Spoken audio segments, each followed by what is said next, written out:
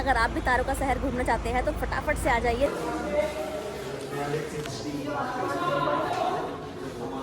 Space capsule. कुछ तारे जैसे कि रिगेल हमारे सूर्य की तुलना में विशालकाय हैं, जबकि जो 500 निकटतम सितारों में से आ रहे थे शायद यूनिवर्सल लैंग्वेज के तौर पर काम आए। नई पीढ़ी पैदा होती है और वो स्पेसशिप में ही अपना संपूर्ण कि आसमानी तारे भी बिल्कुल इंसानों की तरह ही हैं। जैसे ही बिग बैंग शुरू हुआ, यूनिवर्स में जितनी भी क्या आप सभी भी दिल्ली में रहकर तारों का शहर घूमना चाहते हैं तो ये व्लॉग आप सभी के लिए है। Hello everyone, welcome back to other vlog. My name is Renu. आज के इस व्लॉग में मैं आप सभी को लेकर आ चुकी हूँ नेहरू प्लेनेटेरियम यानी कि तारामंडल। आज मैं आप सभी को तारामंडल से रिलेटेड सारी जानकारी देने वाली हूँ कि इसकी लोकेशन क्या रहेगी, टिकट प्राइस क्या रहेगा, कौन कौन से शो आप यहाँ पे देख सकते हैं, क्या टाइमिंग रहेगी। तो सारी जानकारी आपको हमारे इस व्लॉग में मिलेगी। वीडियो को एंड तक देखिएगा। चलिए करते हैं अपनी ये वीडियो स्टार्ट और आपको लेके चलते हैं तारों के शहर में।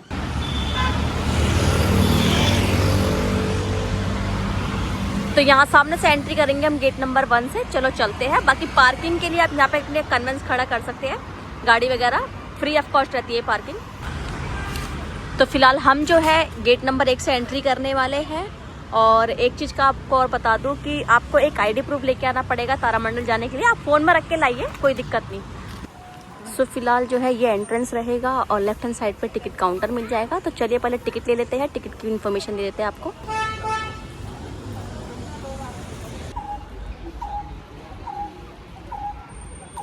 तो ये एंट्रेंस रहेगा, सामने टिकट काउंटर है, यहाँ से भी आप टिकट ले सकते हैं। यहाँ आपको 2 लैंग्वेजेस में शो देखने को मिलेंगे, हिंदी और इंग्लिश। जो आपको सूटेबल हो आप वो शो देख सकते हैं। इसमें आपको शो मिल जाएंगे, देखो 11 बजे का, 12 बजे का, 3 बजे का, 5 बजे का।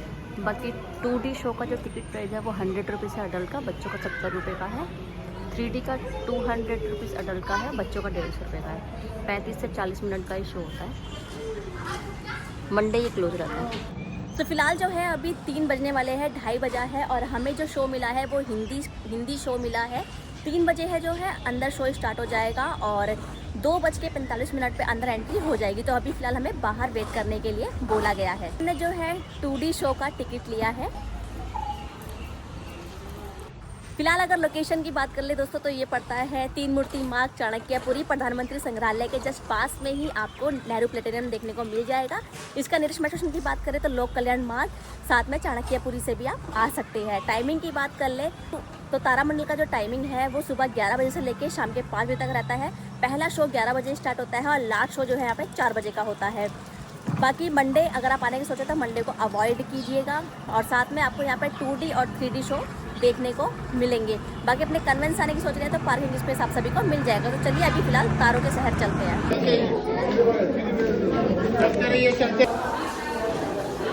तो फिलहाल ये आर्यभट्ट गैलरी है, देखो इधर से आप ये गैलरी भी एक्सप्लोर कर सकते हैं। तारामंडल एक ऐसी जगह है जहां आपको आसमान, ग्रह, तारे, गैलेक्सी और अंतरिक्ष स्पेस के बारे में मज़ेदार तरीके से दिखाया और समझाया जाता है। तो यहाँ आपको पहले ये सब देखने को मिलेगा। यहाँ पे ये है ऑप्टो मैकेनिकल प्रोजेक्ट। तारामंडल एक गोल डोम वाला थिएटर होता है जहाँ स्क्रीन पर 180 डिग्री या 360 में आसमान, ग्रह, तारे के स्पेस की फिल्म दिखाई जाती है, जहाँ आपको ऐसा लगता है जैसे आप सच में आसमान के नीचे बैठे हो। देखिए मेरी तुला राशि है तो मैं ये स्विच दबा देती हूँ, पता नहीं क्या बताना चाह रहा है आखिर। नक्षत्र और राशियाँ। वैसे यहाँ आने के अनेक फ़ायदे हैं। यहाँ पर आप सभी को ग्रह, तारे, ब्लैक होल, गैलेक्सी आदि के बारे में सीखने को मिलता है। प्राचीन और मध्यकालीन वेधशाला है। ये देखो यहाँ पर देखो कितने प्यारे प्यारे ये माचू पिचू पेरू। यहाँ आपको गैलरी में इंटरेक्टिव चीज़ें देखने को मिलती है, सोलर सिस्टम के मॉडल, स्पेस क्राफ्ट के मॉडल और स्पेस एग्जिबिटेड। ये स्टोन हेज है इंग्लैंड का। तो ये कुछ इस तरीके की गैलरी मिलेगी। बाकी शो के लिए हम यहाँ से जाएंगे, बाकी यहाँ पे एंड हो चुका है। एंड यहाँ पर स्विच दबाने से क्या होएगा, ओ ये चल गया देखो, स्विच दबाने से खगोल। ये यहाँ से मैंने स्विच प्रेस करा हुआ है। पृथ्वी के घूमते विश्व। यहाँ आने से जनरल नॉलेज बढ़ती है, जैसे कि यूनिवर्स कैसे बना, ग्रह कैसे घूमते हैं, ये सब अच्छे से समझ में आता है। ध्रुव तारा आकाश में स्थिर क्यों दिखता है, पता नहीं यार क्यों दिखता है। यहाँ पे पैर बनाए गए हैं, मैं देख लेती हूँ, पैर रखे मैंने। अब यहाँ पर क्या दिख रहा है मुझे तो समझ नहीं, सेम दिख रहा है सब कुछ। ध्रुवीय उपग्रह, पोलर सैटेलाइट्स, स्पेस सूट, ये स्पेस सूट है।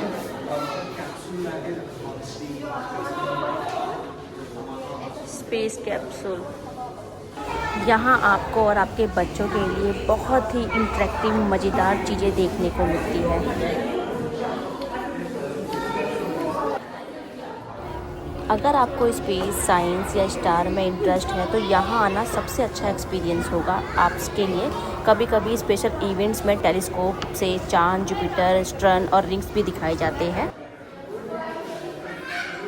तो 15 मिनट पहले एंट्री देते हैं, जिससे कि आप लोग अंदर की गैलरी घूम सकें। उसके बाद जो है शो स्टार्ट होगा, तो शो 3 बजे का है। बाकी यहाँ पर एंटर स्काई थिएटर है, एंट्री स्काई थिएटर है। बाकी पानी की, वॉशरूम की फैसिलिटी यहाँ पर मिल जाएगी। तो फिलहाल जो है शो स्टार्ट होने वाला है, अंदर एंट्री दे दिए, चलिए अंदर चलते हैं। तो फिलहाल ऊपर की तरफ एक डॉम बना हुआ है, जिसमें हमें स्क्रीन पर 360 या 180 डिग्री पर हमें शो दिखाया जाएगा। तो फिलहाल एंट्री हमने ले ली है और सीट काफ़ी कंफर्टेबल है भाई, ऐसे करके ऊपर से देख सकते हैं, मज़ा आने वाला है भाई। एम्बियंस कुछ इस प्रकार का मिलेगा आप सभी को अंदर देखने के लिए।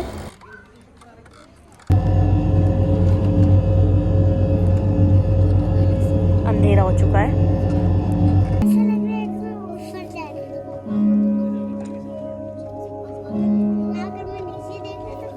ओह वाओ,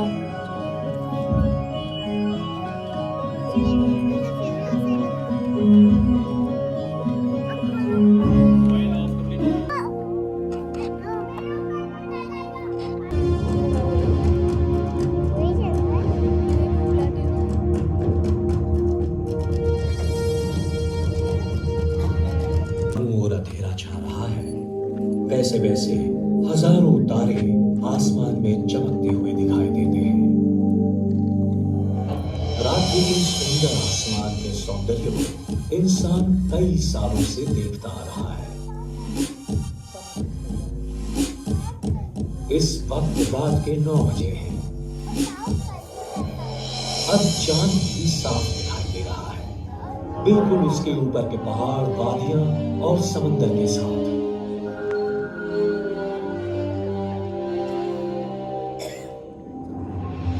उस चक्र के अंदर के उन तारों की ओर देखो। इस चक्र को शीत वृत्त के नाम से पहचाना जाता है। यहाँ देखिए, ये है वृषभ नक्षत्र या वृषभ राशि। पास ही में दिखाई देता है ओरायन यानी मृगशीर्ष, शिकारी या महाव्याध नक्षत्र। पास ही में उसका भरोसेमंद शिकारी साथी कैनिस मेजर यानी बृहलुब्धक, इसे श्वान भी कहते हैं। और वहां जो दिख रही है वो है मेष राशि। बृहलुब्धक के पास ही है कैनिस माइनर यानी कि छोटा श्वान। थोड़ी सी कल्पना शक्ति लगाकर अगर हम इन कंकालों में हाड़ मांस भर के देखें तो हमें ये संपूर्ण भाग प्राणी या योद्धाओं से भरा लगने लगेगा।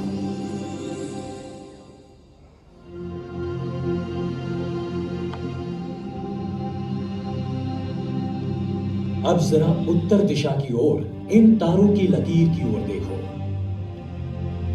ये है सप्तर्षि, भालू के आकार का दिखता है ना ये, ग्रेट बेयर, एक बड़ा भालू यानी कि सप्तर्षि मंडल। और उसके पहले 2 तारे, अगर हम उसकी सीधी लकीर में उत्तर दिशा में गए तो सामने ही है ध्रुव तारा, पोलारिस या ध्रुव तारा, उर्सा माइनर या लिटिल बेयर यानी छोटे भालू। इनको कहते हैं सिंह राशि। और उससे पहले आता है कन्या नक्षत्र या कन्या।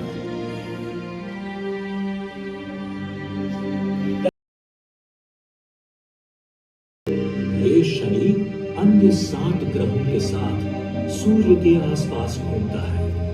हमारी पृथ्वी उन्हीं 7 ग्रहों में से एक है। ये सभी हमारे सूर्यमंडल का ही हिस्सा है। हम आशा करते हैं कि आप अपने रोजमर्रा के व्यस्त जीवन में से थोड़ा सा वक्त निकालकर आकाश का निरीक्षण करेंगे। और आज हमने जिन नक्षत्रों की सुंदर आकृतियां देखी, जिनसे हमारी पहचान हुई, चित्रकार विंसेंट वैन गॉग ने ये कहा, दिन के दौरान हम ये भूल जाते हैं कि हम एक विशाल और रहस्यमय ब्रह्मांड में रहते हैं, लेकिन रात में तारों से भरे आसमान को देखना हमें आश्चर्य और सवालों से भर देता है। आखिर ये क्योंकि इससे एक हिंसक ब्रह्मांड में जीवन की चुनौतियों का पता चलता है। कुछ तारे जैसे कि रिगेल हमारे सूर्य की तुलना में विशालकाय हैं। रिगेल 50,000 गुना तेजस्वी है। लाल विशालकाय बीटल गाइस सूर्य से लगभग 250 गुना बड़ा है। ये एक मरता हुआ तारा है जो लुप्त होने से पहले व्यापक रूप से विस्तृत है।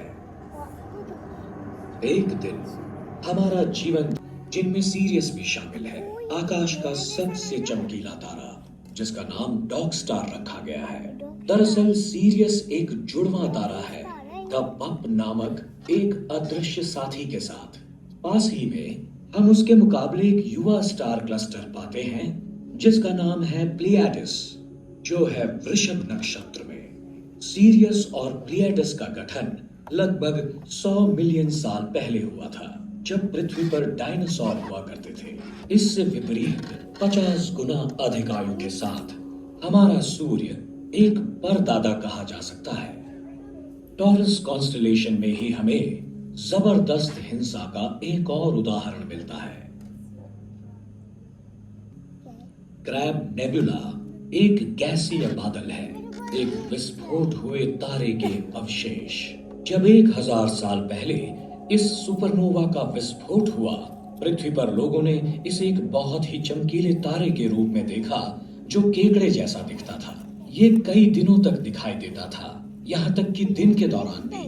अगर उसके आसपास जीवित लोग होते तो अचानक हुए इस विस्फोट ने निश्चित रूप से उन्हें आश्चर्यचकित किया होता।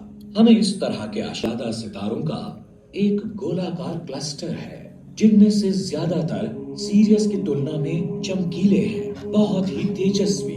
ये क्लस्टर आकाश में दिखने वाले सुंदर नजारों में से एक है। सेजिटेरियस के आसपास मौजूद बुद्धिमान प्राणियों के लिए ये लगातार ओवरहेड किया जाएगा।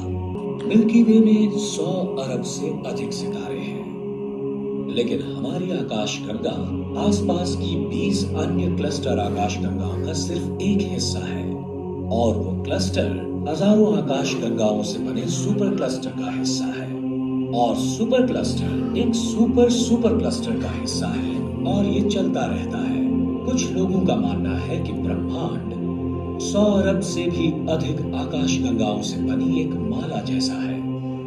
ब्रह्मांड की विशालता को समझना नामुमकिन है, जिसका कुल द्रव्यमान टन में होता है संख्या 20 और उसके बाद 48 शून्य,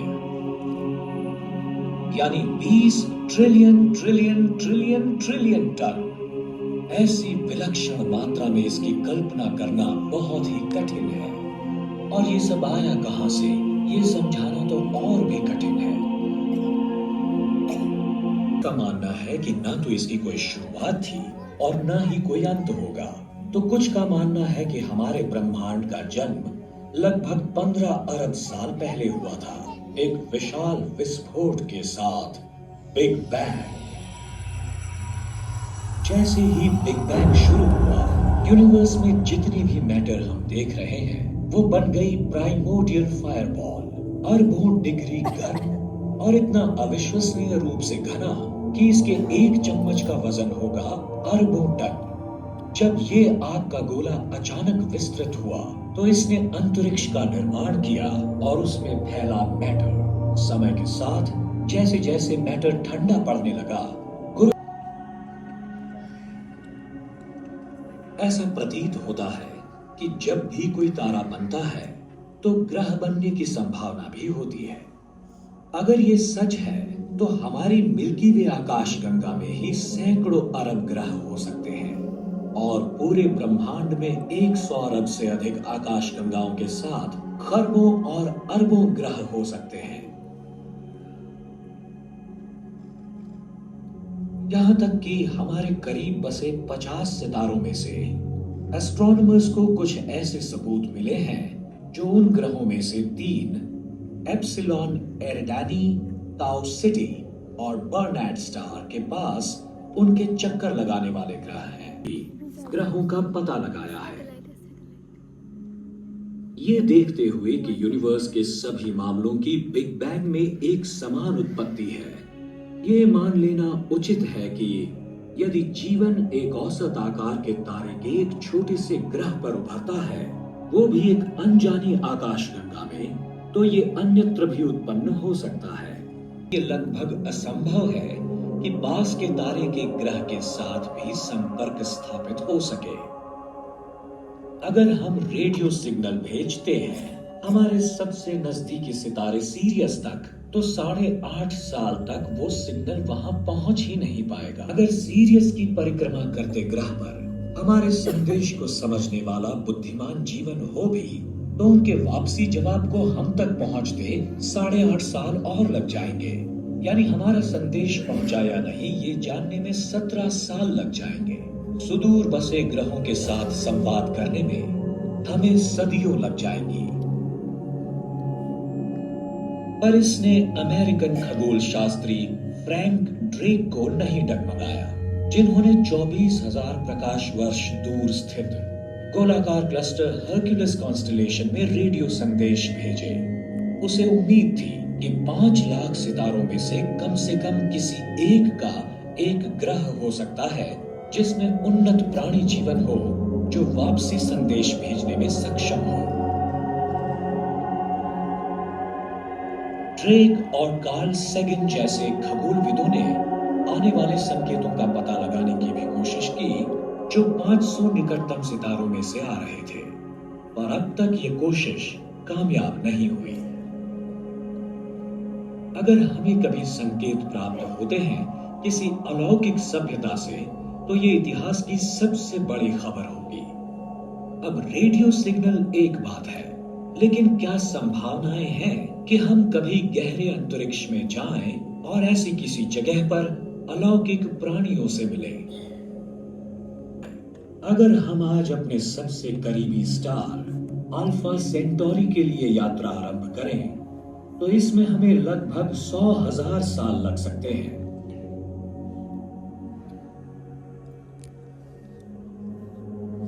लेकिन अगर हम प्रकाश की गति से यात्रा करते हैं तो क्या होगा? तब इसमें लगेंगे केवल 4.5 साल। लेकिन जैसा कि आइंस्टाइन ने साबित किया था, उस तेजी से जाना असंभव है।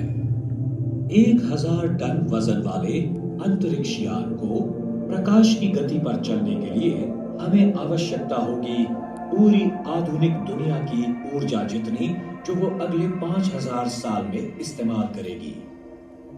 हालांकि अगर भविष्य हमें ऊर्जा के नए स्रोतों और चमत्कारी चीजों से रूबरू कराता है तेजी से यात्रा करने के लिए, तो हो सकता है कि हम किसी दिन सबसे नजदीकी तारे की यात्रा कर सकें सिर्फ कुछ 100 वर्षों में। यह अकल्पनीय नहीं है। कौन कल्पना कर सकता था जब राइट बंधुओं ने पहली उड़ान भरी कि हम 80 से कम वर्षों में ही एक रीयूजेबल स्पेस शटल का निर्माण करेंगे। आइए भविष्य में देखें एक ऐतिहासिक घटना के बारे में जो थोड़ी देरी से हुई थी।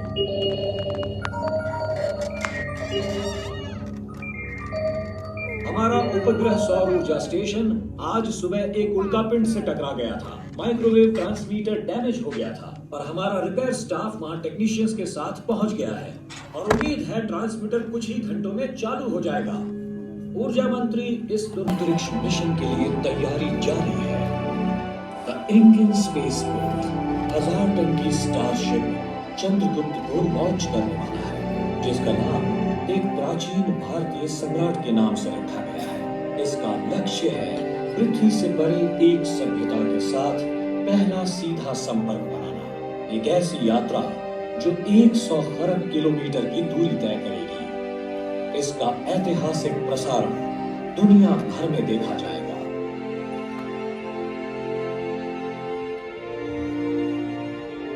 इसकी सामग्री में पृथ्वी से ध्वनियों से भरा एक डिस्क है। टैक और चक बेरी से लेकर वैदिक भजनों तक सब कुछ। अगर वॉयेजर एलियंस के हाथों लग जाए तो ये उम्मीद थी कि संगीत शायद यूनिवर्सल लैंग्वेज के तौर पर काम आए। और अंतरिक्ष यान चंद्रगुप्त आगे और आगे चलता रहता है। साल दशकों में और दशक सदियों में बदल जाते हैं। नई पीढ़ी पैदा होती है और वो स्पेसशिप में ही अपना संपूर्ण जीवन बिताती हैं, अपने माता पिता द्वारा शिक्षित होने में और अपने बच्चों को इस मिशन के बारे में सिखाने में और ब्रह्मांड की प्रकृति समझने में। ये इतिहास की वो युवा पीढ़ी है जो अंतरिक्ष में जन्मी है, अंतरिक्ष में ही पली बढ़ी है और अंतरिक्ष शिक्षित है। अपने आप की कल्पना करें इन्हीं बच्चों में से किसी एक के रूप में कि आप एक खगोल विज्ञान वर्ग में हैं और आप सीख रहे हैं ये वाकई चौंकाने वाली बात है कि आसमानी तारे भी बिल्कुल इंसानों की तरह ही हैं। उनका जन्म का समय और मृत्यु का समय तय होता है। कुछ अकेले होते हैं तो कुछ के साथ ही होते हैं, कुछ छोटे होते हैं तो कुछ बहुत ही बड़े। हमारी आकाश गंगाओं के लिए भी उतनी ही सच है। आकाश गंगाएं सभी आकृति और आकार में होती हैं। वे एक दूसरे से टकराती भी हैं और कभी-कभी एक आकाश गंगा दूसरी आकाश गंगा को निगल भी सकती है। अजीब बात है, हालांकि अंतरिक्ष यान के लोग पृथ्वी से हैं, लेकिन उन्होंने कभी भी अपना ग्रह नहीं देखा। उन्होंने कभी किसी ग्रह पर पैर नहीं रखा। अंतरिक्ष यान एक शक्तिशाली दूरबीन से लैस है, लेकिन पृथ्वी देखने में बहुत छोटी है और सूर्य अरबों सितारों में से एक। आखिरकार जिसका इंतजार था वो दिन आ चुका है। अंतरिक्ष यान में सदियों से मौजूद नीरस अस्तित्व अचानक उत्साह में बदल गया और ये सब शुरू हुआ कंट्रोल रूम में एक खोज के साथ। देवियों और सज्जनों, मुझे ये घोषणा करते हुए प्रसन्नता हो रही है कि हमने स्टार एप्सिलॉन एरिडानी के पास ही एक ग्रह देखा है। इससे भी अहम बात यह है कि हमें इससे रेडियो संकेत मिले हैं और हम अपने टेलीस्कोप को कैलिब्रेट कर रहे हैं ताकि हमें इस ग्रह की डिटेल्ड इमेजेस मिले। ये निश्चित रूप से प्रतीत होता है कि हमें बुद्धिमान जीवन के कुछ रूप दिखने वाले हैं जो सपना हमारे पूर्वजों ने देखा था। क्या लगता है ये ग्रह कितना बड़ा होगा? ये एक बहुत ही छोटा ग्रह लगता है। मेरी गणना से तो इसका क्षेत्र पृथ्वी की सतह का 10वां हिस्सा है। इस तरह के कम गुरुत्वाकर्षण के साथ वहाँ के प्राणी बहुत पतले और लंबे होने चाहिए। ओह, मुझे लगता है मुझसे गणना में कुछ गलती हो गई। मैंने उसे बांट दिया जबकि मुझे उसका गुणा करना चाहिए था। इसकी सतह का गुरुत्वाकर्षण पृथ्वी के मुकाबले 10 गुना ज्यादा मजबूत है। यानी हम छोटे और मोटे प्राणियों से मिलने वाले हैं। ये बहुत ठंडे ग्रह जैसा दिखता है। हो सकता है इनके बदन पर फर हो या फर जैसा ही कुछ।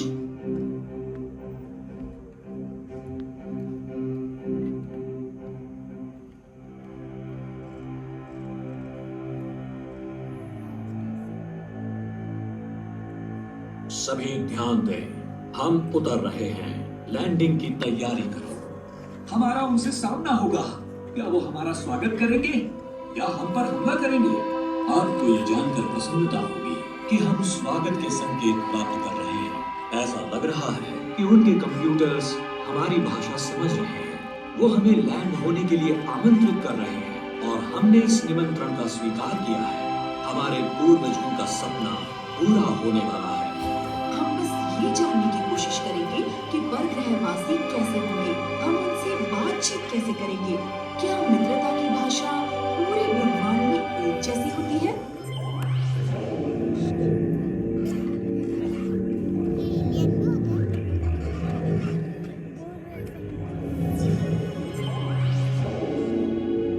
सितारों को देखते ही हम ख्वाब देखने लगते हैं। क्या ये कल्पना है या हमारा भविष्य? हो सकता है आपके अपने वंशज ये यात्रा करें और ब्रह्मांड के दूसरे कोने से आए प्राणियों से मित्रता करें।